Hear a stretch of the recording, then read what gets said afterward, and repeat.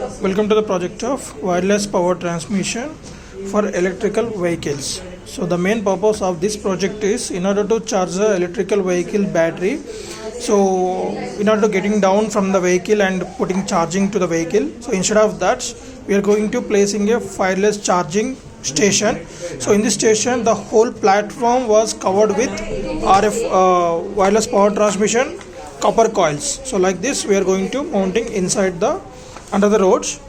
So whenever the vehicle enter into the section, the vehicle automatically showing the charging LED.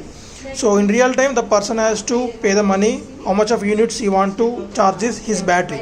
So after that, the charging will be connected to his car batteries. Then automatically using wireless only, we can charge his vehicle batteries. So this way, we can charge multiple cars at a time. So this is very useful application real time.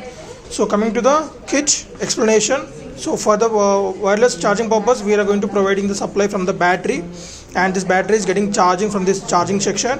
So for that charging the battery, we need to connect this to the 230 volts power cable, and already the transformer connected under the PCB in the T section. So no need to connect extra connection, and the B has to be connected to the battery, and then switch on that. So then automatically the battery charging status will be showing through the LED. So right, when the green light shows, the battery is getting charged. It will take around 6 hours to charging the battery. Once we provide the battery 12 volt supply to this circuit. This is the pulse generating circuit.